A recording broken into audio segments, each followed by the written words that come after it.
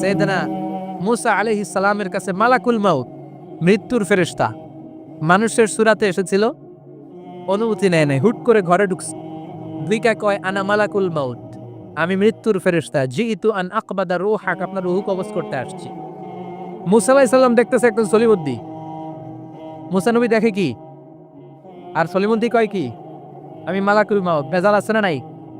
সাইয়েদনা মুসা আলাইহিস সালাম দেখে দিব্যি সাধারণ মানুষ, আর সে বলে আমি তোমার রূহ কবজ করতে এসেছি। মুসা আলাইহিস সালাম রেগে গেলেন, অনেক মেজাজ জ্বলা নবী ছিলেন, রাগের চোটে এক থাপ্পড় দিলেন। থাপ্পড় খেয়ে মালাকুল মাউতের এক চোখ নাই। বুখারীর বর্ণনা, ফাসাক্কাহু ফাফাকু আইনা, থাপ্পড় মারলেন, চোখ শেষ। মালাকুল মাউত বাঁচার জন্য দিলেন দৌড়, এক দৌড়ে আল্লাহর আদেশে আল্লাহর আরশে চলে গেলেন। যে বলে মাবুদ এমন নবীর কাছে পাঠিয়েছেন, আরসালতানি ইলা আবদিন লা ইউরিদুল মাউত, এমন বান্দার কাছে পাঠিয়েছে ওই বান্দা মরতে চায় না, খালি মারতে চায়। কি করতে চায়? মরতে চায় না, মারতে চায়। দেখেন কি করছে আল্লাহ, বললেন ও মালাকুল মাউত, ভুল করছো, সালাম দাও নাই, অনুমতি নাও নাই, মানুষের সূরাতে গেছো, আর নবীও সাধারণ নবী না, মেজাজ জ্বলা নবী, ঠিক কিনা? চিন্তা করে লাভ নাই, আমি কথা বলবো। সাইয়েদনা মুসাকে আল্লাহ ডেকে বললেন, ও মুসা, তুমি নাকি মরতে চাও না, খালি মারতে চাও। সাইয়েদনা মুসা বলেন, না মাবুদ, আমি তো চিনি নাই, এটা যে মালাকুল মাউত, আমি তো চিনি নাই, চিনলে তো তার গায়ে আমি হাত তোলার সাহস করতাম না। আল্লাহ বললেন, ও মুসা যাও, দাইয়াদাকা আলা মাতনি সাউর, ওই যে একটা গাভী দেখা যায়, ষাঁড় দেখা যায়, ওই গরুর পিঠের উপরে তোমার ডান হাতটা রেখে দাও। সাইয়েদনা মুসা আলাইহিস সালাম গরুর পিঠের উপরে ডান হাত রাখলেন। আল্লাহ বললেন, মুসা, তোমার ডান হাতের নিচে গরুর যতগুলো পশম, প্রত্যেকটা পশমের বিনিময়ে তোমার এক এক বছর করে হায়াত আমি বাড়িয়ে দিলাম। মরতে যখন চাও না, মারতে যখন চাও, আরো কয়েক বছর মারো, হায়াত আমি বাড়িয়ে দিলাম। মুসা আলাইহিস সালাম বললেন, আল্লাহ সুম্মা মাযা, এই হাতের নিচে গরুর যত পশম, তত আমার হায়াত বেড়ে যাবে। ধরলাম হাতের নিচে 2000 পশম, 2000 বছর হায়াত বাড়িয়ে দিলেন, কিন্তু সুম্মা মাজা, 2000 বছর পরে কি হবে, আগে ওইটা কোন, ওই জামালাটা ভাঙের আগে। আল্লাহ বললেন, মুসা সুম্মাল মাউত, তারপরে তো তোমাকে মরতেই হবে, এই পৃথিবীতে আসলেই মরতে হয়। কুল্লু নাফসিন যায়িকাতুল মাউত, এই পৃথিবীতে যারা একবার আসবে তাদেরকেই মরতে হবে, ঠিক কিনা? সাইয়েদনা মুসা আলাইহিস সালাম বললেন, ফাল আনা, তাহলে আর দেরির দরকার নাই, এখনই আমাকে নিতে বলে। সুবহানাল্লাহ। মালাকুল মাউত এসে মুসা আলাইহিস সালামের রূহ কবজ করে ফেললেন। এই মুসা আলাইহিস সালামের সাথে সরাসরি আল্লাহর কথা হতো এই তুর পাহাড়ের উপর, আর এই তুর পাহাড়ের নামে কসম কেটেছে কে? ওয়া তুরি সিনিন। আল্লাহ বললেন, তিন আর জাইতুনের কসম, মানে ফিলিস্তিনের কসম। ওয়া তুরি সিনিন, তুর পাহাড়ের কসম, যেই তুর পাহাড়ের উপরে আমি তাওরাত কিতাব নাজিল করেছি। তাওরাত কিতাবটাকে কাঠের ফলকের মধ্যে লিখে বললেন, মুসা নিয়ে যাও। মুসা আলাইহিস সালাম নিতে পারে না, মনে আছে? মনে আছে আপনাদের, না ভুলে গেছেন? মুসা আলাইহিস সালাম ধরলেন, নাড়াতে পারে না, আর কাঁধে তুলবে তো দূরের কথা, নাড়াতেই তো পারে না। এত শক্তিশালী নবী। তাওরাতের যে আলওয়াহুত তাওরাত, তাওরাতের ফলক, এই বাণীগুলো নিয়ে বাণীবাহকের কাজ করবে, বার্তাবাহকের কাজ করবে, বানী ইসরাইলের কাছে এই পয়গাম পৌঁছে দিবে, কিন্তু তুলতেই তো পারে না। আল্লাহর ডেকে বলে, আল্লাহ পারি না। আল্লাহ বললেন, ট্রাই করো, ট্রাই এগেইন, আবার চেষ্টা কর, দেখো না পারো কিনা। হাউইল। সাইয়েদনা মুসা আলাইহিস সালাম ভাবলেন, এই দিক দিয়ে পারি না, ওই দিক দিয়ে ধরলে মনে হয় পারবো। এবার তক্তার ওই পাশ দিয়ে নাড়াচাড়া শুরু করছে, ওই দিক দিয়েও পারে না। এবার ভাবলেন, এক কাজ করি, মাঝখান দিয়ে দেখি নাড়াতে পারি কিনা। সাইয়েদনা মুসা আলাইহিস সালাম কাঠের তক্তাগুলোর মাঝখান দিয়ে ধরলেন, টান দিলেন, কিন্তু তক্তা নড়ে, নাড়ানোই যায় না। কাঁধে তুলবে তো দূরের কথা। সাইয়েদনা মুসা আলাইহিস সালাম অপরাধে আল্লাহর ডেকে বললেন, ও মাবুদ, পারি না। আল্লাহ আসলে চাচ্ছে মুসা যেন বলে পারি না। মুসা পারে না, এটা শুনতে আল্লাহর পর মনে চায়। সুবহানাল্লাহ কইবেন না? কারণ সব জায়গায় উনি পারে আর মারে। আজকে সাইয়েদনা মুসা আলাইহিস সালামের কণ্ঠে আল্লাহ শুনতে চায়, আল্লাহ আমি অপারগ, আমি পারি না। সাইয়েদনা মুসা আলাইহিস সালাম বলে, আল্লাহ সাইয়েদনা জিব্রাইলকে যদি বলেন আমারে যদি একটু সাহায্য করে, আমার কাঁধে তুলে দিলে আমি নিয়ে বাড়িতে যাব। সাইয়েদনা জিব্রাইলকে একটু বলেন। আল্লাহ বললেন, যাও জিব্রাইল, হেল্প আউট মুসা, মুসা আলাইহিস সালামকে সাহায্য করো। এবার সাইয়েদনা মুসা আলাইহিস সালাম ধরলেন এই দিকে, সৈয়দনা জিব্রাইল করলেন এইদিকে, দুইজন মিলে তাওরাত লেখা কাঠের তক্তাগুলো উঠাতে চাইলেন, কিন্তু কি আজীব তামাশা, সৈয়দনা জিব্রাইলও পারে না। সৈয়দনা মুসা আলাইহিস সালাম বললেন, ও ভাই জিব্রাইল, চলো জায়গা চেঞ্জ করি, তুমি এদিক দিয়ে ধরো, আমি ওই দিকে ধরি, আবার জোরসে টান মারো। দেশগামে কয় না জোরসে টান, এইও এইও সিস্টেমে দুইজন মিলে টানে, কিন্তু নাড়াতেই পারে না। আগে তো হাতে নিবে, তারপরে কাঁধে তুলবে, দুইজনেও পারে না। গায়ে যত জোর আছে, সাইয়েদনা মুসা আলাইহিস সালাম জোরসে টান দিলেন, যত জোর, সব জোরকে একসাথে করে তিনি টান দিয়েছেন। টানের চোটে দেহের প্রতিটা লোমকূপ থেকে ঘাম বেরোতে শুরু করেছে। টানের চোটে রক টান খেয়ে যাচ্ছে, কোমরের রক ছিঁড়ে যাওয়ার অবস্থা, কিন্তু কাঠের ফলকগুলো নাড়ানো যায়। সাইয়েদনা মুসা আলাইহিস সালাম বললেন, আল্লাহ, জিব্রাইলও পারে না। জিব্রাইলের সাথে হাজার হাজার সহকারী ফেরেশতা, তাদেরকে একটু বলেন হেল্প করার জন্য। সুবহানাল্লাহ পড়ে। হাজার হাজার ফেরেশতা তুর পাহাড়ের উপর সবাই মিলে জোরে জোরে টান দেয়, জোরে জোরে টান দেয়, সবাই মিলে চেষ্টা করে। তাওরাত লেখা ফলক এক প্রান্ত থেকে আরেক প্রান্ত কোনো জায়গা দিয়ে ধরে 1 ইঞ্চি নাড়াতে পারে না। এই অবস্থা দেখে আল্লাহ বললেন, ঘটনা কি? আল্লাহ, পারি না। সাইয়েদনা মুসা আলাইহিস সালাম কি বলে? আল্লাহ, পারি না। আল্লাহ বললেন, মুসা, এই ফলকগুলোর এত ওজন নয়, কাঠের এই তক্তাগুলোর এত ওজন নয়, কিন্তু এই কাঠের তক্তার মধ্যে যে বাণীগুলো লেখা হয়েছে, বাণীগুলো কার?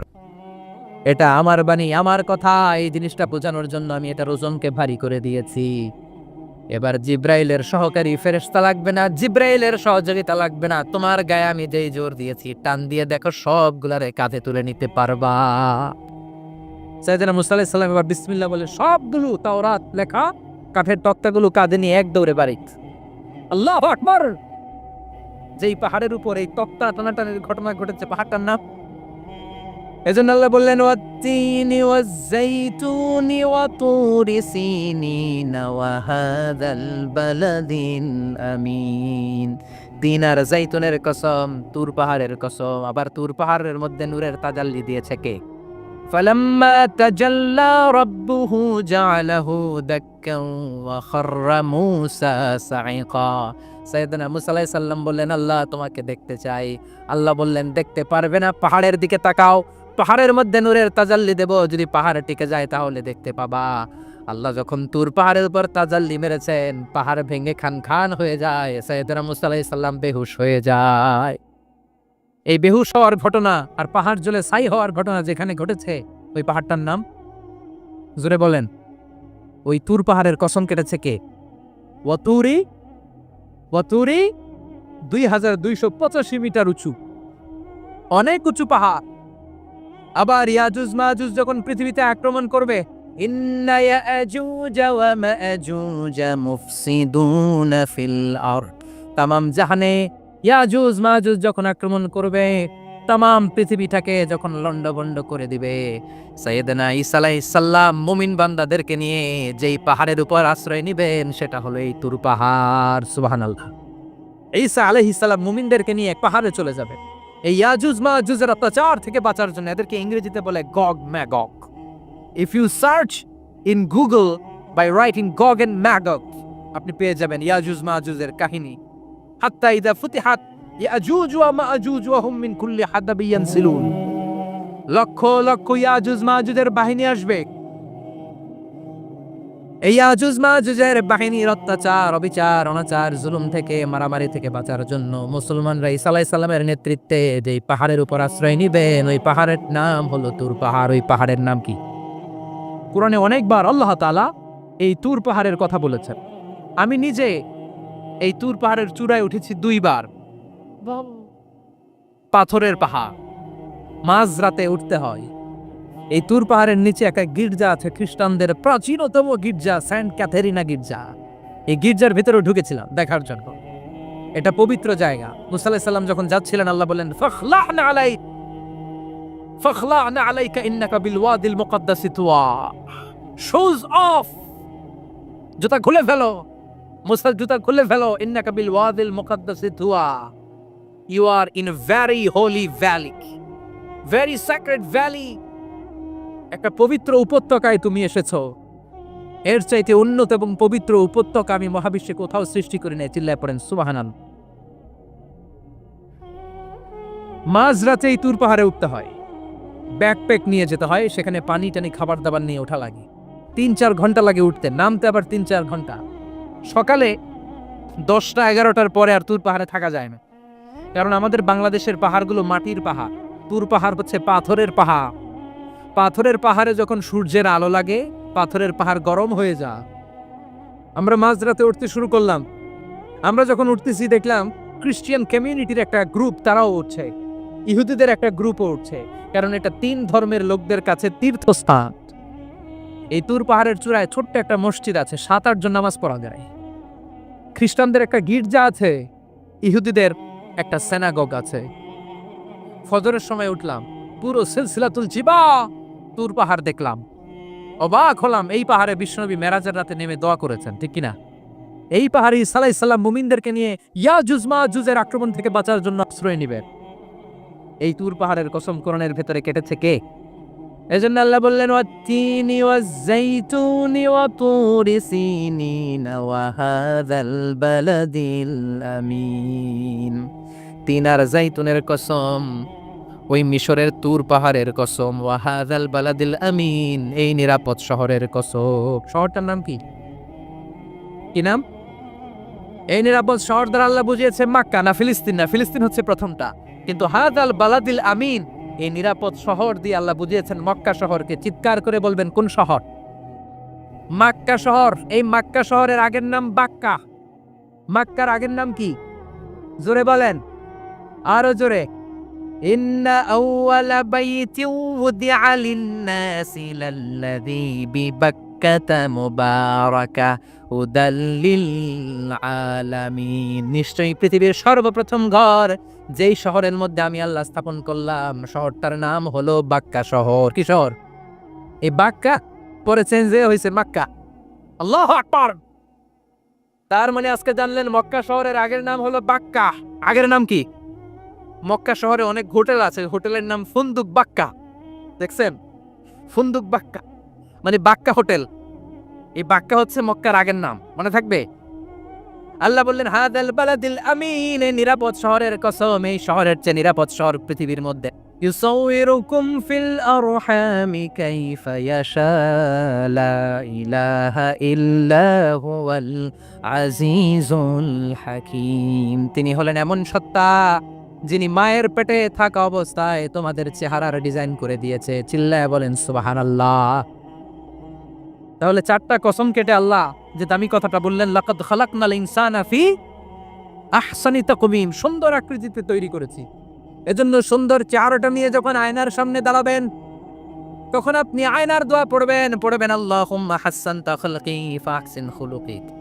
বিশ্বনবীর চেহারা সুন্দর বেশি না কম? জোরে বলেন। চাঁদের চেয়ে সুন্দর তুমি নবী আমার কামলিওয়ালা, চাঁদের চেয়ে সুন্দর তুমি নবী আমার কামলিওয়ালা, দু জাহানের বাদশাহ তুমি প্যারা নবী সাল্লে আলা, দু জাহানের বাদশাহ তুমি প্যারা নবী সাল্লে আলা, চাঁদের চেয়ে সুন্দর তুমি নবী আমার কামলিওয়ালা। সুবহানাল্লাহ। বিশ্বনবীর চেহারাটা বড় সুন্দর ছিল। এত সুন্দর চেহারার মানুষ পৃথিবীতে দ্বিতীয়টা নাই। ওই চেহারা নিয়ে বিশ্বনবী আয়নার সামনে যখন দাঁড়াতেন, উনি বলতেন আল্লাহুম্মা হাসসানতা খালকি ফাহসিন খুলুকি। এর মানে হলো, আল্লাহ আমার চেহারাটা আপনি যেমন সুন্দর করেছেন, আমার চরিত্রটাও সুন্দর করে দিয়ে। This is the attitude. এটাকে বলা হয় attitude. What a marvellous amazing attitude he belongs.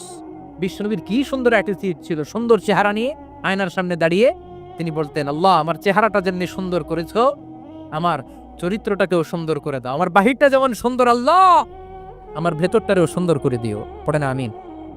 এই আয়নার দোয়া পারেন তো? আয়নার সামনে দাঁড়ায় এই দোয়া পারেন তো?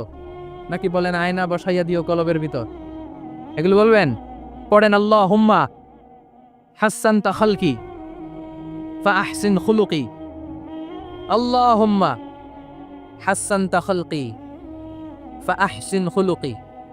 হে আল্লাহ, সবাই বলেন হে আল্লাহ, তুমি আমার চেহারাটা সুন্দর করেছো, তুমি আমার চরিত্রটাও সুন্দর করে দিও।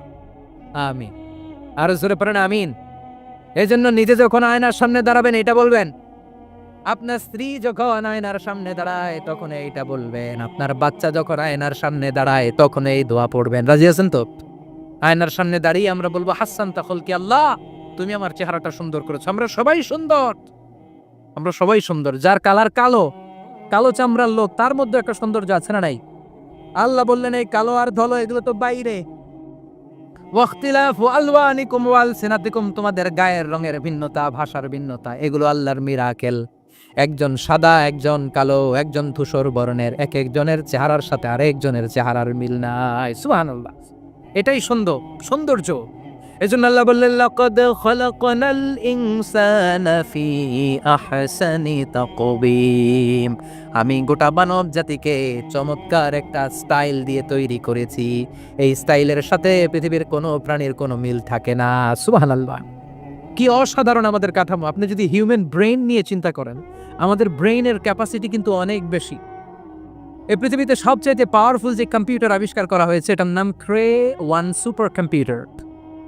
ইউনাইটেড স্টেটস অফ আমেরিকাতে যারা মিলিটারি বেসে জব করে তাদের ম্যাথমেটিক্যাল ইকুয়েশন ড্র করার জন্য, সলিউশন করার জন্য এই ক্রে-1 সুপার কম্পিউটার তারা ইউজ করে।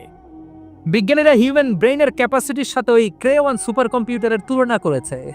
তারা তুলনা করে দেখেছে ক্রে-1 সুপার কম্পিউটারের চেয়েও আমাদের ব্রেন শতগুণ বেশি শক্তিশালী।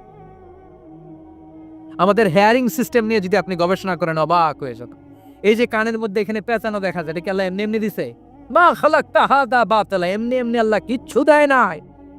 এই পেঁচানো ডিজাইন না থাকলে আপনি শুনতে পেতেন না। আপনার কান দুইটা যদি কেটে কান কাটা রমজান করে দেয়, আপনি কোনো আওয়াজ শুনতে পাবেন না। এই কানের ডিজাইনগুলো, এই আঁকাবাঁকা পথগুলো আল্লাহ তাআলা দিয়েছে ইথারে ভেসে আসা সাউন্ডগুলোকে ইলেকট্রিক্যাল সিগন্যালের মাধ্যমে ভেতরে ঢুকানোর জন্য। কানের 3টা পার্ট থাকে, একটা হচ্ছে আউটার এয়ার, একটা হচ্ছে মিডল এয়ার, তারপরে হচ্ছে ইনার এয়ার, মাঝখানে এয়ার ড্রাম থাকে। এই আউটার এয়ার থেকে, মিডল এয়ার থেকে, তারপরে ইনার এয়ারে ইলেকট্রিক্যাল সিগন্যাল দিয়ে বাতাসে ভেসে আসা এই সাউন্ডের ওয়েভগুলো, এই তরঙ্গগুলোকে ইলেকট্রিক্যাল সিগন্যাল দিয়ে ট্রান্সমিট করে ব্রেইনের হেয়ারিং নার্ভের কাছে পাঠিয়ে দেয়।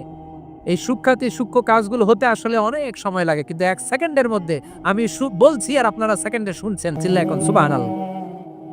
আবার কান যেখানে রাখা দরকার আল্লাহ ওইখানে রাখলেন, চোখ দুইটা যেখানে দেয়া দরকার ওইখানে দিলেন, নাক যেখানে দেয়া দরকার ওইখানে, মুখ যেখানে দেয়া দরকার। এর চেয়ে সুন্দর করে কি আর তৈরি করা যেত?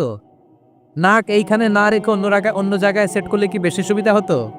নাক যদি পেছনে থাকতো, খাওয়ার সময় খাবারটা বাসি না ভালো এটা ঘ্রাণ নেওয়ার জন্য সব সময় খাবার পেছনে নিয়ে ধরা লাগতো, ঠিকই না? তার মানে নাক এই জায়গায় রাখাতে সুবিধা হয়েছে না? সুবহানাল্লাহ করবেন না? কি সুন্দর মুখটা দিলেন, হ্যাঁ, কি সুন্দর চোখ দিলেন। এই কান দিয়ে আমরা শুনি, দেখেন কানের সেটিংটা কত সুন্দর। ধরেন ফর এন এক্সাম্পল, উদাহরণস্বরূপ, এই কানটা আল্লাহ এইখানে না রেখে এই কান যদি আপনার এই বাম বগলের ভিতরে দিত, আর এই কান যদি আপনার এই বগলের নিচে দিত, তাহলে আজকে মিজানুর রহমান আজহারীর ওয়াজ শোনার জন্য সবার এইভাবে বসে থাকা লাগতো 1.5 ঘন্টা। কারণ এইভাবে এখন যেভাবে আছেন এইভাবে বসে থাকলে তো কান চাপা পড়ে যেত, কথা একটাও শোনা যেত না। সুবহানাল্লাহ কইবেন না? চোখের সেটিংটা কত সুন্দর। চোখ এইখানে না রেখে যদি মাত্র 2 ইঞ্চি উপরে এইখানে দিত, সিজদা দিতে পারতেন। শীতকালে যে ফুটবল খেলেন, হেড দিতে পারতেন। হেড দিতে গেলে বল চোখের মধ্যে লাগা চোখ শেষ।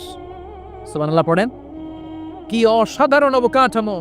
এই হিউম্যান অ্যানাটমি নিয়ে গবেষণা করলে মানুষ অবাক হয়ে যায়। দেহের ভেতরে কি সমস্ত যন্ত্রপাতি দিলেন, কিডনি দিলেন, গল ব্লাডার দিলেন, হার্ট দিলেন, লাং দিলেন।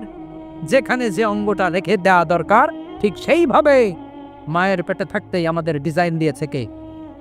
এতগুলো ডিজাইনের মালিক কে? 600 কোটি মানুষ যদি পৃথিবীতে থেকে থাকে তাহলে 600 কোটি ডিজাইন লাগছে না ওনার? আরো কয়শো কোটি আসবে আমরা জানি, কয়শো কোটি ডিজাইন চলে গেছে জানি। একটা ডিজাইনের সাথে আরেকটা ডিজাইনের মিল আছে? চিৎকার করে বলেন এই কারিগরটা কে? এজন্য আল্লাহ বলেন 4টা জিনিসের কসম কেটে তোমাদেরকে আমি যেটা বলবো শোনো। লাকাদ খালাকনাল ইনসানা ফি আহসানি তাকওয়িম, আমি মানুষের আকৃতিটা, মানুষের চেহারাটা বড্ড সুন্দর করে তৈরি করেছি। এত সুন্দর করে আল্লাহ তৈরি করেছেন, এর কোনো বাতিল নাই, কোনো বিকল্প নাই। চোখ যেমন হওয়া দরকার ঠিক তেমন। এই চোখ নিয়ে কত গবেষণা হয়েছে শুনলে অবাক হয়ে যাবেন। মাত্র 2 মিলিমিটার ডাইমেনশনের ছোট্ট আমাদের চোখ। এই চোখ দিয়ে আমরা অনেক কিছু দেখি।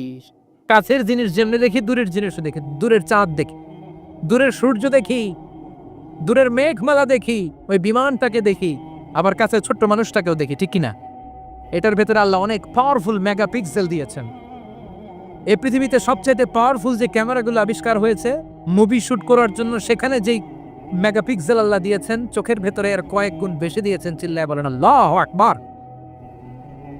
এই চোখ দিয়ে মেডিকেল সায়েন্স বলছে human eyes can identify more than 10 million colours. 1 মিলিয়নে 10 লক্ষ, 10 মিলিয়নে কত? 1 কোটি। তার মানে এই চোখ দিয়ে আমরা আমাদের এক একটা চোখ দিয়ে 1 কোটি ধরনের রং শনাক্ত করতে পারি। এক লাল রঙের মধ্যে কত লাল, লাইট রেড, ডিপ রেড, কত ধরনের মিক্স করে কত কালার হয়, সবকিছু চোখ দিয়ে আমরা ধরতে পারি। চিল্লায় বলেন আল্লাহু আকবার। জিহ্বা দিয়ে স্বাদ নেওয়ার সুযোগ দিলেন। এই জিহ্বার পার স্কয়ার সেন্টিমিটারে টেস্ট বাড রয়েছে 184টা। সেই হিসাবে আপনার জিহ্বার উপরিভাগ দিয়ে আপনি 10,000-এরও বেশি ধরনের খাদ্যের স্বাদ আস্বাদন করতে পারেন। চিৎকার করে পড়েন আল্লাহু আকবার। এক একটা অঙ্গ নিয়ে যদি আপনি গবেষণা করেন, কত কাজ করার সুযোগ আল্লাহ তাআলা দিয়ে দিলেন। 206টা নাকি হাড্ডির পিস রেখেছে আল্লাহ এক একটা দেহের ভিতরে। 206টা না, 206টা হাড় আছে। আমাদের প্রত্যেকের দেহের ভিতরে কয় পিস হাড্ডি? কথা কয় না। 206টা। সবচেয়ে ছোট হাড়টা আছে কানের ভেতরে। সুবহানাল্লাহ পড়েন। সবচেয়ে ছোট হাড়। এক একটা অঙ্গ কত সুন্দর এরকম বেন্ড করা যায়, হাত পা নাড়ানো যায়, এইখানে একটা টুইস্ট করা যায়, এইখানে টুইস্ট করা যায়, আবার কবজি টুইস্ট করা যায়, আবার এইখানে এক একটা আঙ্গুলে কতগুলো টুইস্ট করা যায়। সুবহানাল্লাহ কইবেন না? কত কাজ হাতের। এই হাত দিয়ে ঘুষি মারা যায়, হ্যাঁ, হাত দিয়ে আটার খামির বানানো যায়, হাত দিয়ে ভারী জিনিস উত্তোলন করা যায়। আবার এই হাত দিয়ে দেখেন ক্রিকেটাররা কি সুন্দর বল করে, এটা দিয়ে স্পিন বল করে, লেগ স্পিন করে, অফ স্পিন করে, পেস বল করে। এক হাতের মধ্যে কত কারসাজি। সুবহানাল্লাহ করে না? আবার বা হাতে স্পিন করে না, বল এদিকে পড়ে ওদিকে চলে যায়, আছে না নাই? আবার এই আঙ্গুল দিয়ে কত কাজ। বাজার থেকে বাজার করে যখন বাজারের ব্যাগ যখন নিয়ে আসেন, হাতে ধরেন নাকি আঙ্গুলে ধরেন, কত কাজ। এই আঙ্গুল দিয়ে মোবাইল টিপে আমরা মোবাইল ইউজ করি, আঙ্গুল দিয়ে ল্যাপটপে আমরা টাইপ করি। ডাক্তাররা এই আঙ্গুল দিয়ে সুই ইউজ করে সূক্ষ্ম সূক্ষ্ম সার্জারির কাজগুলো করে। অবাক হয়ে যাবেন এই আঙ্গুলের কত কাজ। এই আঙ্গুল দিয়ে আবার এখন ক্রিকেটেও এরকম 2 আঙ্গুল তুললে ছক্কা, আছে না নাই? আবার 1 আঙ্গুল তুললে আউট, আবার এটা তুললে ভিক্টরি, বিজয় চিহ্ন। দেখবেন যত নেতা খেতা করে পুলিশে ধরে এটা দেখায়, আছে না নাই? এইভাবে কত ধরনের নমুনা আমরা ইউজ করি, কতভাবে হাতগুলোকে ইউজ করি, কতভাবে পা গুলোকে ইউজ করি। দেহের এই সৌন্দর্য আমাদের দান করেছে কে? লাকাদ খালাকনাল ইনসানা ফি আহসানি তাকওয়িম। আমি মানুষকে সবচাইতে সুন্দর আকৃতিতে তৈরি করেছি। সুবহানাল্লাহ পড়েন। চিল্লায় পড়েন আল্লাহু আকবার। আল্লাহ বললেন মানুষ সবচাইতে সেরা, মানুষ হলেন সবচাইতে সেরা। মানুষ যখন সেরা হয়, মানুষের চাইতে সেরা কেউ হয় না। আবার মানুষ যদি নিকৃষ্ট হয়ে যায়, মানুষের চাইতে নিকৃষ্ট কেউ হতে পারে না, ঠিক কিনা? আল্লাহ বললেন মানুষের আকৃতি আমি বড্ড চমৎকার করে বানালাম। সবচেয়ে সুন্দর আকৃতি মানুষের। সবচেয়ে সুন্দর আকৃতি কার? জোরে বলেন। সবচেয়ে বেশি মর্যাদা কার? আশরাফুল মাখলুকাত কে? আশরাফুল মাখলুকাত কে? চিল্লায়া বলেন। নাকি হাতি? রয়্যাল বেঙ্গল টাইগার শক্তিশালী না? এটা এটা তো মানুষ খায় ফেলায়, তো এটাই না আশরাফুল মাখলুকাত হওয়া দরকার? হাতি সবচেয়ে শক্তিশালী না? তো এটাই না আশরাফুল মাখলুকাত হওয়া দরকার? এগুলো কোনোটাই আশরাফুল মাখলুকাত না। আশরাফুল মাখলুকাত হচ্ছে মানুষ। আশরাফুল মাখলুকাত কি? চিল্লায় বলেন আশরাফুল মাখলুকাত কে? এজন্য আল্লাহ বললেন লাকাদ খালাকনাল ইনসানা ফি আহসানি তাকওয়িম। আমি মানুষকে চমৎকার আকৃতি দিয়ে তৈরি করেছি। সুম্মা রাদাদনাহু আসফালা সাফিলিন। আবার মানুষকে আমি একেবারে নিম্নগামী করেছি। উপরে যেমনি নিয়েছি, আবার মানুষকে নিম্নগামীও করেছি। তার মানে মানুষ যদি সম্মানিত হয়, মানুষের চেয়ে বেশি সম্মানিত কেউ হতে পারে? মানুষ যদি সম্মানিত হয়, মানুষের চেয়ে সম্মানিত হওয়ার সুযোগ কারো আছে? দলিল কি?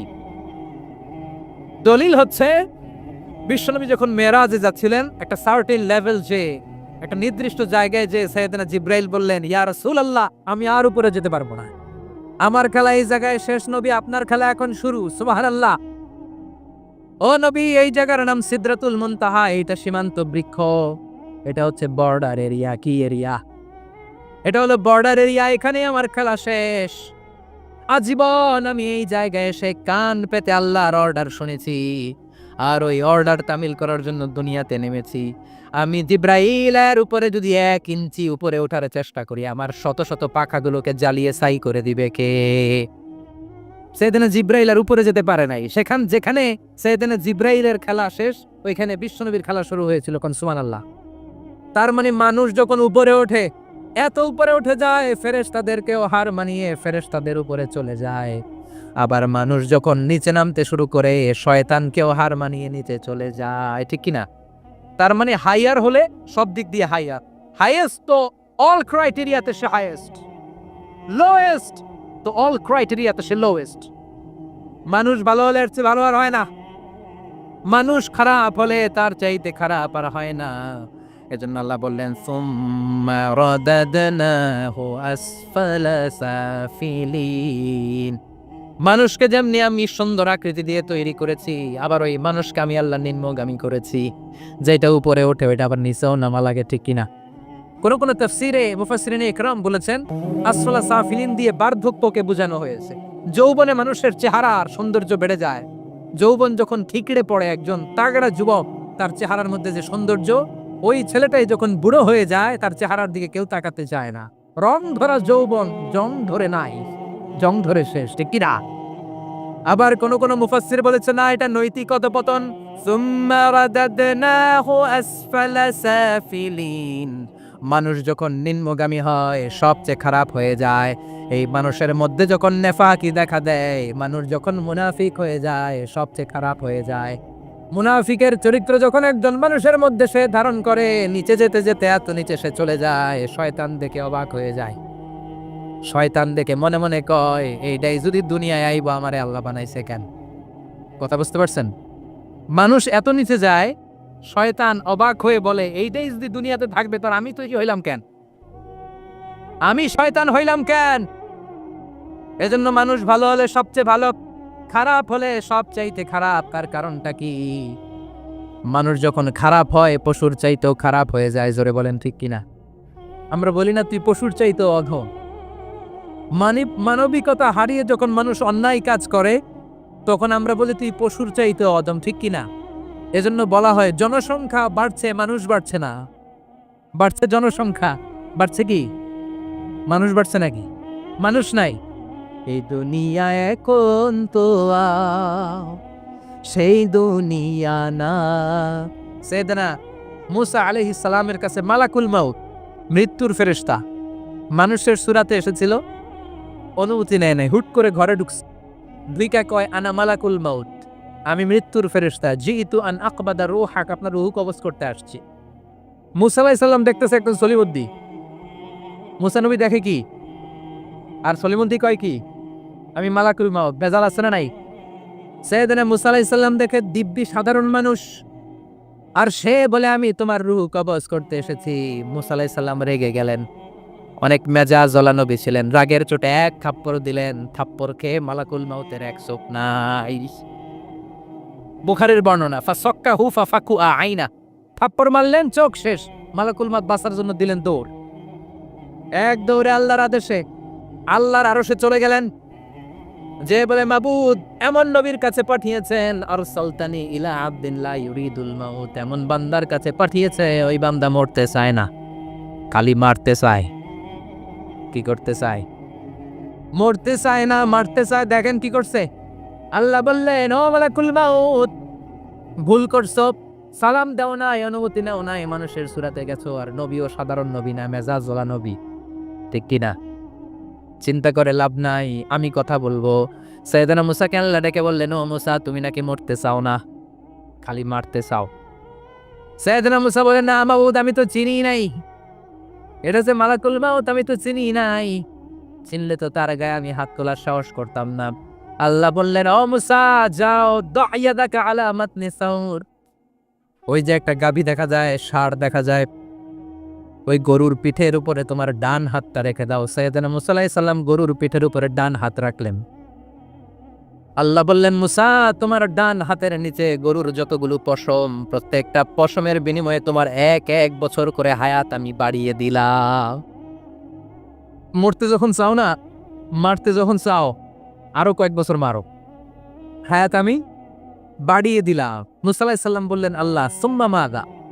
এই হাতের নিচে গরুর যত পশম, তত আমার হায়াত বেড়ে যাবে। ধরলাম হাতের নিচে 2000 পশম, 2000 বছর হায়াত বাড়িয়ে দিলেন, কিন্তু সুম্মা মাজা, 2000 বছর পরে কি হবে আগে ওইটা কোন? ওই জামালাটা ভাঙের আগে আল্লাহ বললেন, মুসা সুম্মাল মাউত, তারপরে তো তোমাকে মরতেই হবে, এই পৃথিবীতে আসলেই মরতে হয়। কুল্লু নাফসিন যায়িকাতুল মাউত, এই পৃথিবীতে যারা একবার আসবে তাদেরকেই মরতে হবে, ঠিক কিনা? সাইয়েদনা মুসা আলাইহিস সালাম বললেন, ফাল আনা, তাহলে আর দেরির দরকার নাই, এখনই আমাকে নিতে বলে। সুবহানাল্লাহ। মালাকুল মাউত এসে মুসা আলাইহিস সালামের রূহ কবজ করে ফেললেন। এই মুসা আলাইহিস সালামের সাথে সরাসরি আল্লাহর কথা হতো এই তুর পাহাড়ের উপর। আর এই তুর পাহাড়ের নামে কসম কেটেছে কে? ওয়া তুরি সিনিন। আল্লাহ বললেন, তিন আর জাইতুনের কসম, মানে ফিলিস্তিনের কসম। ওয়া তুরি সিনিন, তুর পাহাড়ের কসম, যেই তুর পাহাড়ের উপরে আমি তাওরাত কিতাব নাজিল করেছি। তাওরাত কিতাবটাকে কাঠের ফলকের মধ্যে লিখে বললেন, মুসা নিয়ে যাও। মুসা আলাইহিস সালাম নিতে পারে না। মনে আছে? মনে আছে আপনাদের? না ভুলে গেছেন? মুসা আলাইহিস সালাম ধরলেন, নাড়াতে পারে না। আর কাঁধে তুলবে তো দূরের কথা, নাড়াতেই তো পারে না। এত শক্তিশালী নবী।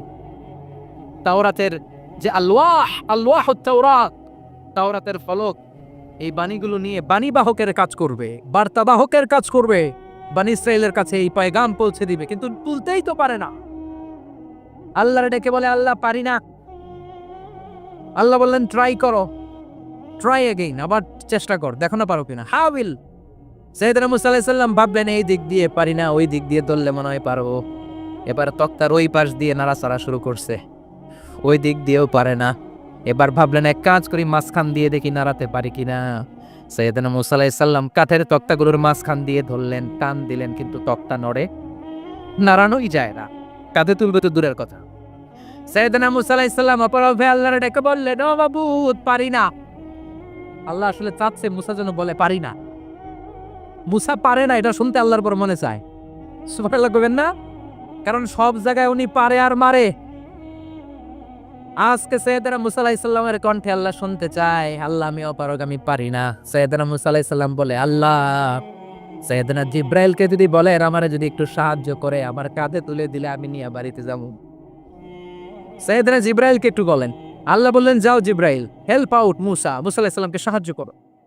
এবার সাইয়েদনা মুসা আলাইহিস সালাম ধরলেন এই দিকে, সাইয়েদনা জিব্রাইল ধরলেন এই দিকে। দুইজন মিলে তাওরাত লেখা কাঠের তক্তাগুলো উঠাতে চাইলেন, কিন্তু কি আজীব তামাশা, সাইয়েদনা জিব্রাইলও পারে না।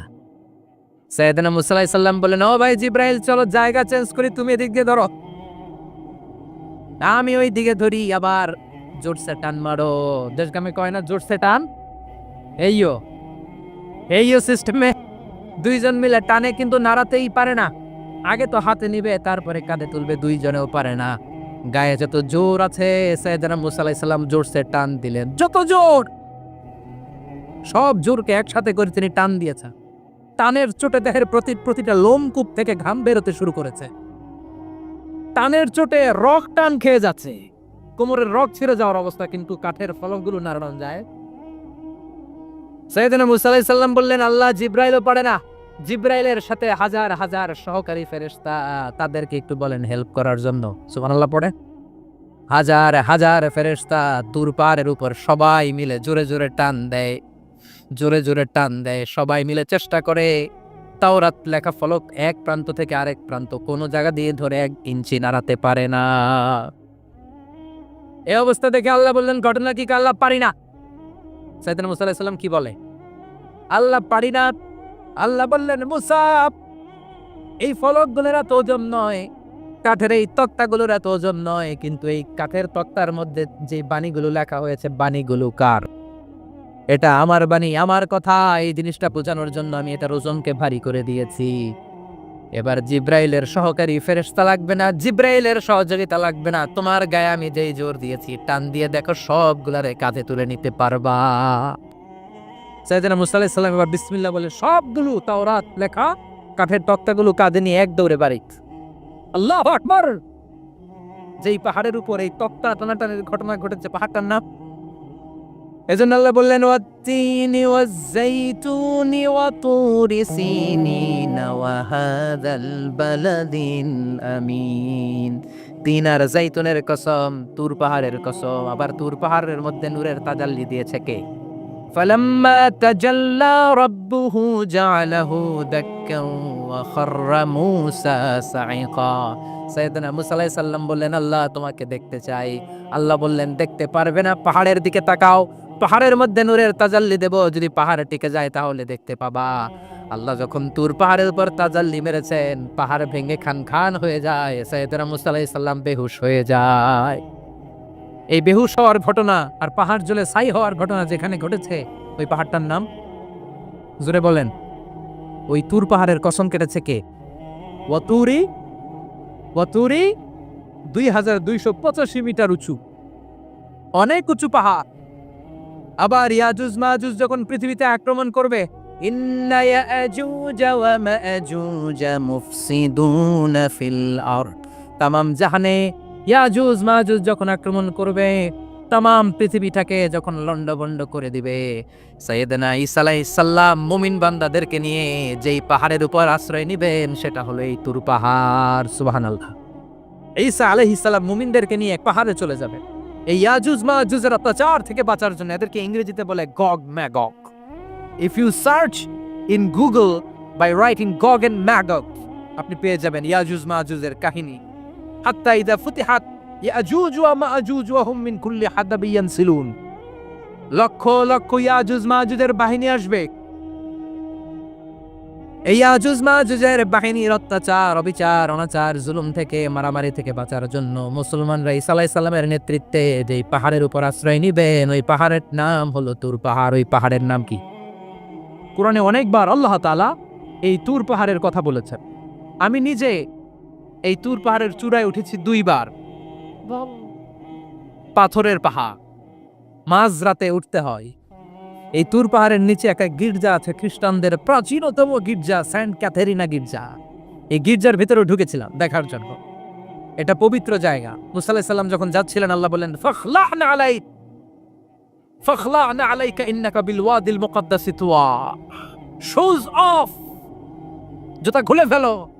মুসা জুতা খুলে ফেলো। ইন্নাকা বিল ওয়াদিল মুকাদ্দাসি তুয়া, you are in a very holy valley, very sacred valley। একটা পবিত্র উপত্যকায় তুমি এসেছো। এর চাইতে উন্নত এবং পবিত্র উপত্যকা আমি মহাবিশ্বে কোথাও সৃষ্টি করি নাই। চিল্লায় পড়েন সুবহানাল্লাহ। মাঝরাতে এই তুর পাহাড়ে উঠতে হয়, ব্যাকপ্যাক নিয়ে যেতে হয়, সেখানে পানি টানি খাবার দাবার নিয়ে ওঠা লাগে। 3-4 ঘন্টা লাগে উঠতে, নামতে আবার 3-4 ঘন্টা। সকালে 10টা-11টার পরে আর তুর পাহাড়ে থাকা যায় না, কারণ আমাদের বাংলাদেশের পাহাড়গুলো মাটির পাহাড়, তুর পাহাড় হচ্ছে পাথরের পাহাড়। পাথরের পাহাড়ে যখন সূর্যের আলো লাগে, পাথরের পাহাড় গরম হয়ে যায়। আমরা মাঝরাতে উঠতে শুরু করলাম। আমরা যখন উঠতেছি দেখলাম খ্রিস্টিয়ান কমিউনিটির একটা গ্রুপ, তারাও উঠছে, ইহুদিদের একটা গ্রুপও উঠছে, কারণ এটা 3 ধর্মের লোকদের কাছে তীর্থস্থান। এই তুর পাহাড়ের চূড়ায় ছোট্ট একটা মসজিদ আছে, 7-8 জন নামাজ পড়া যায়। খ্রিস্টানদের একটা গির্জা আছে, ইহুদিদের একটা সিনাগগ আছে। ফজরের সময় উঠলাম, পুরো সিলসিলাতুল জিবা তুর পাহাড় দেখলাম, অবাক হলাম। এই পাহাড়ে বিশ্বনবী মেরাজের রাতে নেমে দোয়া করেছেন, ঠিক কিনা? এই পাহাড়ে ঈসা আলাইহিস সালাম মুমিনদেরকে নিয়ে ইয়াজুজ মাজুজের আক্রমণ থেকে বাঁচার জন্য আশ্রয় নেবেন। এই তুর পাহাড়ের কসম কোরআনের ভেতরে কেটেছে কে? এজন্য আল্লাহ বললেন ওয়াত-তিনি ওয়াজ-যাইতুনি ওয়া তুরি সিনিনা ওয়া হাযাল বালাদিল আমিন। তিন আর জাইতুনের কসম, ওই মিশরের তুর পাহাড়ের কসম, ওয়া হাযাল বালাদিল আমিন, এই নিরাপদ শহরের কসম। শহরটার নাম কি? কি নাম? এই নিরাপদ শহর দ্বারা আল্লাহ বুঝিয়েছে মক্কা না ফিলিস্তিন না, ফিলিস্তিন হচ্ছে প্রথমটা, কিন্তু হাযাল বালাদিল আমিন, এই নিরাপদ শহর দিয়ে আল্লাহ বুঝিয়েছেন মক্কা শহরকে। চিৎকার করে বলবেন কোন শহর? মক্কা শহর। এই মক্কা শহরের আগের নাম বাক্কা। মক্কার আগের নাম কি? জোরে বলেন, আরো জোরে। ইন্না আউওয়ালা বাইতিন উদিআ লিন-নাসি লাল্লাযী বিবাক্কাতা মুবারাকা হুদাল লিল আলামিন। নিশ্চয়ই পৃথিবীর সর্বপ্রথম ঘর যেই শহরের মধ্যে আমি আল্লাহ স্থাপন করলাম, শহরটার নাম হলো বাক্কা শহর। কি শহর? এই বাক্কা পরে চেঞ্জ হয়েছে মক্কা।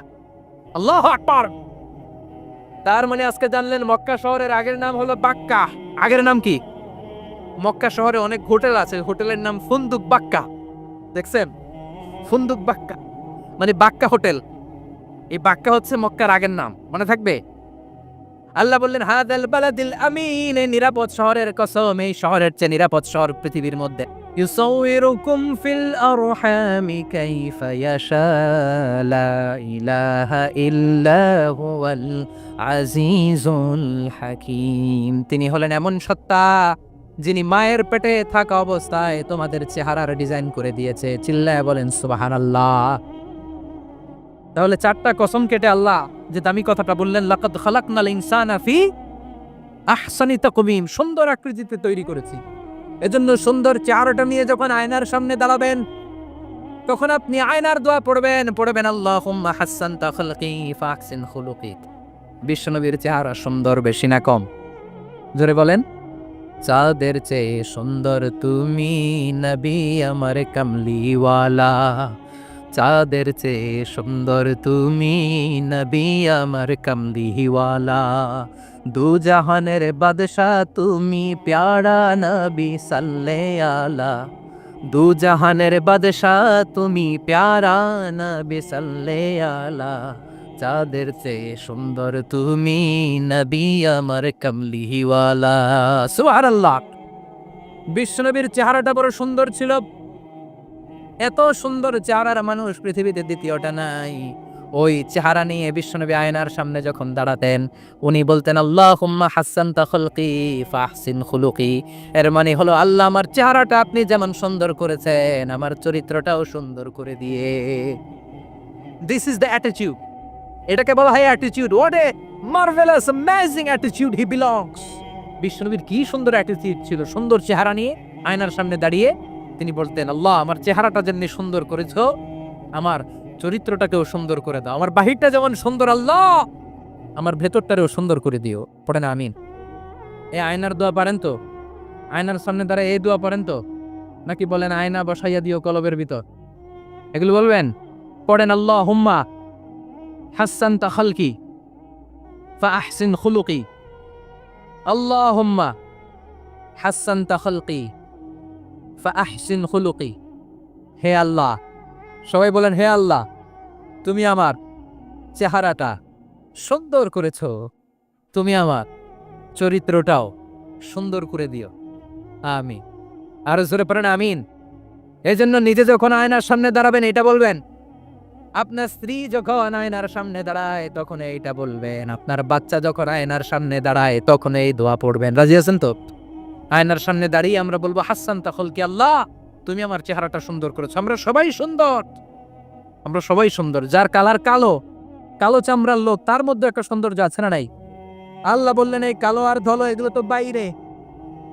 ওয়াখতিলাফু আলওয়ানিকুম ওয়া আলসিনাতিকুম, তোমাদের গায়ের রঙের ভিন্নতা, ভাষার ভিন্নতা, এগুলো আল্লাহর মিরাকেল। একজন সাদা, একজন কালো, একজন ধূসর বর্ণের, এক একজনের চেহারার সাথে আরেকজনের চেহারার মিল নাই। সুবহানাল্লাহ। এটাই সৌন্দর্য। এজন্য আল্লাহ বললেন লাকাদ খালাকনাল ইনসানা ফি আহসানি তাকওয়িম, আমি গোটা মানব জাতিকে চমৎকার একটা স্টাইল দিয়ে তৈরি করেছি। এই স্টাইলের সাথে পৃথিবীর কোনো প্রাণীর কোনো মিল থাকে না। সুবহানাল্লাহ। কি অসাধারণ আমাদের কাঠামো। আপনি যদি হিউম্যান ব্রেইন নিয়ে চিন্তা করেন, আমাদের ব্রেইনের ক্যাপাসিটি কিন্তু অনেক বেশি। এই পৃথিবীতে সবচেয়ে পাওয়ারফুল যে কম্পিউটার আবিষ্কার করা হয়েছে এটার নাম Cray one super computer. United States of আমেরিকাতে যারা মিলিটারি বেসে জব করে তাদের ম্যাথমেটিক্যাল ইকুয়েশন ড্র করার জন্য, সলিউশন করার জন্য এই ক্রে-1 সুপার কম্পিউটার তারা ইউজ করে। বিজ্ঞানীরা হিউম্যান ব্রেইনের ক্যাপাসিটির সাথে ওই ক্রে-1 সুপার কম্পিউটারের তুলনা করেছে। তারা তুলনা করে দেখেছে ক্রে-1 সুপার কম্পিউটারের চেয়েও আমাদের ব্রেন শতগুণ বেশি শক্তিশালী। আমাদের হেয়ারিং সিস্টেম নিয়ে যদি আপনি গবেষণা করেন অবাক হয়ে যাবেন। এই যে কানের মধ্যে এখানে পেঁচানো দেখা যায়, এটা কি আল্লাহ এমনি এমনি দিছে? মা খালাকতা হাদা বাতিলা, এমনি এমনি আল্লাহ কিচ্ছু দেয় নাই। এই পেঁচানো ডিজাইন না থাকলে আপনি শুনতে পেতেন না। আপনার কান দুটো যদি কেটে কান কাটা রমজান করে দেয়, আপনি কোন আওয়াজ শুনতে পাবেন না। এই কানের ডিজাইনগুলো, এই আঁকাবাঁকা পথগুলো আল্লাহ তাআলা দিয়েছে ইথারে ভেসে আসা সাউন্ডগুলোকে ইলেকট্রিক্যাল সিগন্যালের মাধ্যমে ভেতরে ঢুকানোর জন্য। কানের তিনটা পার্ট থাকে, একটা হচ্ছে আউটার এয়ার, একটা হচ্ছে মিডল এয়ার, তারপরে হচ্ছে ইনার এয়ার, মাঝখানে এয়ার ড্রাম থাকে। এই আউটার এয়ার থেকে, মিডল এয়ার থেকে, তারপরে ইনার এয়ারে ইলেকট্রিক্যাল সিগন্যাল দিয়ে বাতাসে ভেসে আসা এই সাউন্ডের ওয়েভগুলো, এই তরঙ্গগুলোকে ইলেকট্রিক্যাল সিগন্যাল দিয়ে ট্রান্সমিট করে ব্রেইনের হেয়ারিং নার্ভের কাছে পাঠিয়ে দেয়। এই সূক্ষ্ম কাজগুলো হতে আসলে অনেক সময় লাগে, কিন্তু 1 সেকেন্ডের মধ্যে আমি বলছি আর আপনারা সেকেন্ডে শুনছেন। চিল্লা এখন সুবহানাল্লাহ। আবার কান যেখানে রাখা দরকার আল্লাহ ওইখানে রাখলেন, চোখ দুইটা যেখানে দেয়া দরকার ওইখানে দিলেন, নাক যেখানে দেয়া দরকার ওইখানে, মুখ যেখানে দেয়া দরকার। এর চেয়ে সুন্দর করে কি আর তৈরি করা যেত? নাক এইখানে না রেখে অন্য জায়গায় সেট করলে কি বেশি সুবিধা হতো? নাক যদি পেছনে থাকতো, খাওয়ার সময় খাবারটা বাসি না ভালো এটা ঘ্রাণ নেওয়ার জন্য সব সময় খাবার পেছনে নিয়ে ধরা লাগতো, ঠিকই না? তার মানে নাক এই জায়গায় রাখাতে সুবিধা হয়েছে না? সুবহানাল্লাহ কইবেন না? কি সুন্দর মুখটা দিলেন, হ্যাঁ, কি সুন্দর চোখ দিলেন। এই কান দিয়ে আমরা শুনি, দেখেন কানের সেটিংটা কত সুন্দর। ধরেন ফর এন এক্সাম্পল, উদাহরণস্বরূপ, এই কানটা আল্লাহ এইখানে না রেখে এই কান যদি আপনার এই বাম বগলের ভিতরে দিত, আর এই কান যদি আপনার এই বগলের নিচে দিত, তাহলে আজকে মিজানুর রহমান আজহারীর ওয়াজ শোনার জন্য সবার এইভাবে বসে থাকা লাগতো 1.5 ঘন্টা। কারণ এইভাবে এখন যেভাবে আছেন এইভাবে বসে থাকলে তো কান চাপা পড়ে যেত, কথা একটাও শোনা যেত না। সুবহানাল্লাহ কইবেন না? চোখের সেটিংটা কত সুন্দর। চোখ এইখানে না রেখে যদি মাত্র 2 ইঞ্চি উপরে এইখানে দিত, সিজদা দিতে পারতেন। শীতকালে যে ফুটবল খেলেন, হেড দিতে পারতেন। হেড দিতে গেলে বল চোখের মধ্যে লাগা চোখ শেষ। সুবহানাল্লাহ পড়েন। কি অসাধারণ অবকাঠামো! এই হিউম্যান অ্যানাটমি নিয়ে গবেষণা করলে মানুষ অবাক হয়ে যায়। দেহের ভেতরে কি সমস্ত যন্ত্রপাতি দিলেন, কিডনি দিলেন, গল ব্লাডার দিলেন, হার্ট দিলেন, লাং দিলেন। যেখানে যে অঙ্গটা রেখে দেওয়া দরকার ঠিক সেইভাবে মায়ের পেটে থাকতেই আমাদের ডিজাইন দিয়েছে কে? এতগুলো ডিজাইনের মালিক কে? 600 কোটি মানুষ যদি পৃথিবীতে থেকে থাকে তাহলে 600 কোটি ডিজাইন লাগছে না ওনার? আরো কয়শো কোটি আসবে আমরা জানি, কয়শো কোটি ডিজাইন চলে গেছে জানি। একটা ডিজাইনের সাথে আরেকটা ডিজাইনের মিল আছে? চিৎকার করে বলেন এই কারিগরটা কে? এজন্য আল্লাহ বলেন 4টা জিনিসের কসম কেটে তোমাদেরকে আমি যেটা বলবো শোনো। লাকাদ খালাকনাল ইনসানা ফি আহসানি তাকওয়িম। আমি মানুষের আকৃতিটা, মানুষের চেহারাটা বড্ড সুন্দর করে তৈরি করেছি। এত সুন্দর করে আল্লাহ তৈরি করেছেন, এর কোনো বাতিল নাই, কোনো বিকল্প নাই। চোখ যেমন হওয়া দরকার ঠিক তেমন। এই চোখ নিয়ে কত গবেষণা হয়েছে শুনলে অবাক হয়ে যাবেন। মাত্র 2 মিলিমিটার ডাইমেনশনের ছোট্ট আমাদের চোখ। এই চোখ দিয়ে আমরা অনেক কিছু দেখি। কাছের জিনিস যেমনি দেখি, দূরের জিনিসও দেখি। দূরের চাঁদ দেখি, দূরের সূর্য দেখি, দূরের মেঘমালা দেখি, ওই বিমানটাকে দেখি, আবার কাছে ছোট্ট মানুষটাকেও দেখি, ঠিক কিনা? এটার ভেতরে আল্লাহ অনেক পাওয়ারফুল মেগাপিক্সেল দিয়েছেন। এই পৃথিবীতে সবচেয়ে পাওয়ারফুল যে ক্যামেরাগুলো আবিষ্কার হয়েছে মুভি শুট করার জন্য, সেখানে যেই মেগাপিক্সেল আল্লাহ দিয়েছেন, চোখের ভেতরে এর কয়েক গুণ বেশি দিয়েছেন। চিল্লায় বলেন আল্লাহু আকবার। এই চোখ দিয়ে মেডিকেল সায়েন্স বলছে human ice can identify more than 10 million colours. 1 মিলিয়নে 10 লক্ষ, 10 মিলিয়নে কত? 1 কোটি। তার মানে এই চোখ দিয়ে আমরা আমাদের এক একটা চোখ দিয়ে 1 কোটি ধরনের রং শনাক্ত করতে পারি। এক লাল রঙের মধ্যে কত লাল, লাইট রেড, ডিপ রেড, কত ধরনের মিক্স করে কত কালার হয়, সবকিছু চোখ দিয়ে আমরা ধরতে পারি। চিল্লায় বলেন আল্লাহু আকবার। জিহ্বা দিয়ে স্বাদ নেওয়ার সুযোগ দিলেন। এই জিহ্বার পার স্কয়ার সেন্টিমিটারে টেস্ট বাড রয়েছে 184টা। সেই হিসাবে আপনার জিহ্বার উপরিভাগ দিয়ে আপনি 10,000-এরও বেশি ধরনের খাদ্যের স্বাদ আস্বাদন করতে পারেন। চিৎকার করে পড়েন আল্লাহু আকবার। এক একটা অঙ্গ নিয়ে যদি আপনি গবেষণা করেন, কত কাজ করার সুযোগ আল্লাহ তাআলা দিয়ে দিলেন।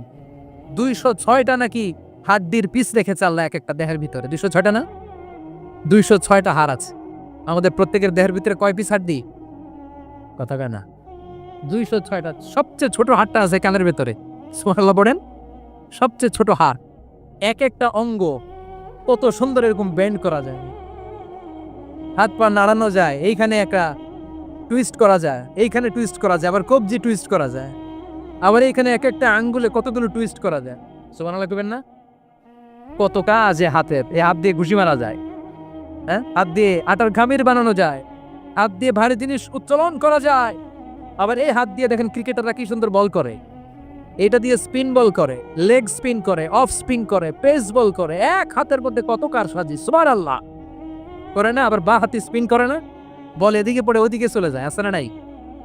আবার এই আঙ্গুল দিয়ে কত কাজ, বাজার থেকে বাজার করে যখন বাজারের ব্যাগ যখন নিয়ে আসেন, হাতে ধরেন নাকি আঙ্গুলে ধরেন, কত কাজ। এই আঙ্গুল দিয়ে মোবাইল টিপে আমরা মোবাইল ইউজ করি, আঙ্গুল দিয়ে ল্যাপটপে আমরা টাইপ করি। ডাক্তাররা এই আঙ্গুল দিয়ে সুই ইউজ করে সূক্ষ্ম সূক্ষ্ম সার্জারির কাজগুলো করে, অবাক হয়ে যাবেন এই আঙ্গুলের কত কাজ। এই আঙ্গুল দিয়ে আবার এখন ক্রিকেটেও এরকম 2 আঙ্গুল তুললে ছক্কা, আছে না নাই? আবার 1 আঙ্গুল তুললে আউট, আবার এটা তুললে ভিক্টরি, বিজয় চিহ্ন। দেখবেন যত নেতা খেতা করে পুলিশে ধরে এটা দেখায়, আছে না নাই? এইভাবে কত ধরনের নমুনা আমরা ইউজ করি, কতভাবে হাতগুলোকে ইউজ করি, কতভাবে পা গুলোকে ইউজ করি। দেহের এই সৌন্দর্য আমাদের দান করেছে কে? লাকাদ খালাকনাল ইনসানা ফি আহসানি তাকওয়িম। আমি মানুষকে সবচাইতে সুন্দর আকৃতিতে তৈরি করেছি। সুবহানাল্লাহ পড়েন, চিল্লায় পড়েন আল্লাহু আকবার। আল্লাহ বললেন মানুষ সবচাইতে সেরা, মানুষ হলেন সবচাইতে সেরা। মানুষ যখন সেরা হয়, মানুষের চাইতে সেরা কেউ হয় না। আবার মানুষ যদি নিকৃষ্ট হয়ে যায়, মানুষের চাইতে নিকৃষ্ট কেউ হতে পারে না, ঠিক কি না? আল্লাহ বললেন মানুষের আকৃতি আমি বড্ড চমৎকার করে বানালাম। সবচেয়ে সুন্দর আকৃতি মানুষের, সবচেয়ে সুন্দর আকৃতি কার? জোরে বলেন, সবচেয়ে বেশি মর্যাদা কার? আশরাফুল মাখলুকাত কে? আশরাফুল মাখলুকাত কে? চিল্লায়া বলেন। নাকি হাতি, রয়্যাল বেঙ্গল টাইগার শক্তিশালী না? এটা এটা তো মানুষ খায় ফেলায়, তো এটাই না আশরাফুল মাখলুকাত হওয়া দরকার? হাতি সবচেয়ে শক্তিশালী না? তো এটাই না আশরাফুল মাখলুকাত হওয়া দরকার? এগুলো কোনোটাই আশরাফুল মাখলুকাত না। আশরাফুল মাখলুকাত হচ্ছে মানুষ। আশরাফুল মাখলুকাত কি? চিল্লায় বলেন আশরাফুল মাখলুকাত কে? এজন্য আল্লাহ বললেন লাকাদ খালাকনাল ইনসানা ফি আহসানি তাকওয়িম। আমি মানুষকে চমৎকার আকৃতি দিয়ে তৈরি করেছি। সুম্মা রাদাদনাহু আসফালা সাফিলিন। আবার মানুষকে আমি একেবারে নিম্নগামী করেছি। উপরে যেমনি নিয়েছি, আবার মানুষকে নিম্নগামীও করেছি। তার মানে মানুষ যদি সম্মানিত হয়, মানুষের চেয়ে বেশি সম্মানিত কেউ হতে পারে? মানুষ যদি সম্মানিত হয়, মানুষের চেয়ে সম্মানিত হওয়ার সুযোগ কারো আছে? দলিল কি? দলিল হচ্ছে বিশ্বনবী যখন মেরাজে যাচ্ছিলেন, একটা সার্টেন লেভেল, যে একটা নির্দিষ্ট জায়গায়, যে সাইয়েদনা জিব্রাইল বললেন ইয়া রাসূলুল্লাহ আমি আর উপরে যেতে পারবো না, আমার খেলা এই জায়গায় শেষ, নবী আপনার খেলা এখন শুরু। সুবহানাল্লাহ।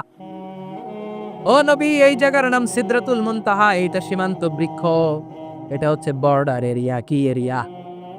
এটা হলো বর্ডার এরিয়া, এখানে আমার খেলা শেষ। আজীবন আমি এই জায়গায় এসে কান পেতে আল্লাহর অর্ডার শুনেছি, আর ওই অর্ডার তামিল করার জন্য দুনিয়াতে নেমেছি। আমি জিব্রাইলের উপরে যদি 1 ইঞ্চি উপরে ওঠার চেষ্টা করি, আমার শত শত পাখাগুলোকে জ্বালিয়ে ছাই করে দিবে কে? সাইয়েদনা জিব্রাইল আর উপরে যেতে পারে নাই। যেখানে সাইয়েদনা জিব্রাইলের খেলা শেষ, ওইখানে বিশ্বনবীর খেলা শুরু হয়েছিল। কোন সুবহানাল্লাহ। তার মানে মানুষ যখন উপরে ওঠে, এত উপরে উঠে যায়, ফেরেশতাদেরকেও হার মানিয়ে ফেরেশতাদের উপরে চলে যায়।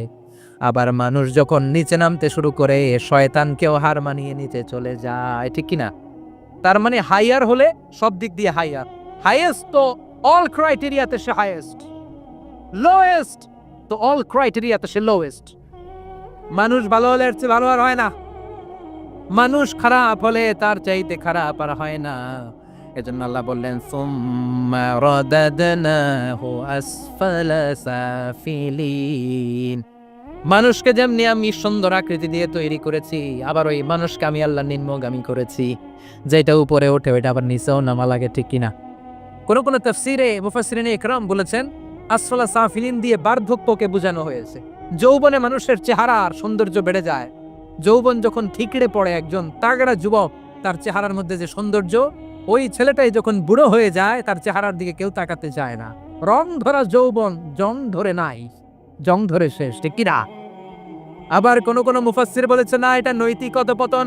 সুম্মা রাদাদনাহু আসফালা সাফিলিন। মানুষ যখন নিম্নগামী হয়, সবচেয়ে খারাপ হয়ে যায়। এই মানুষের মধ্যে যখন নেফাকি দেখা দেয়, মানুষ যখন মুনাফিক হয়ে যায়, সবচেয়ে খারাপ হয়ে যায়। মুনাফিকের চরিত্র যখন একজন মানুষের মধ্যে সে ধারণ করে, নিচে যেতে যেতে এত নিচে সে চলে যায়, শয়তান দেখে অবাক হয়ে যায়। শয়তান দেখে মনে মনে কয়, এইটাই যদি দুনিয়ায় আইব, আমারে আল্লাহ বানাইছে কেন? কথা বুঝতে পারছেন? মানুষ এত নিচে যায়, শয়তান অবাক হয়ে বলে, এইটাই যদি দুনিয়াতে থাকবে, তোর আমি তৈরি হইলাম কেন? আমি শয়তান হইলাম কেন? এজন্য মানুষ ভালো হলে সবচেয়ে ভালো, খারাপ হলে সবচাইতে খারাপ। তার কারণটা কি? মানুষ যখন খারাপ হয়, পশুর চাইতেও খারাপ হয়ে যায়। জোরে বলেন ঠিক কিনা? আমরা বলি না, তুই পশুর চাইতেও অধম। মানবিকতা হারিয়ে যখন মানুষ অন্যায় কাজ করে, তখন আমরা বলি তুই পশুর চাইতেও অধম, ঠিক কিনা? এজন্য বলা হয়, জনসংখ্যা বাড়ছে, মানুষ বাড়ছে না। বাড়ছে জনসংখ্যা, বাড়ছে কি? মানুষ বাড়ছে নাকি? মানুষ নাই। এই দুনিয়া এখন তো সেই দুনিয়া না।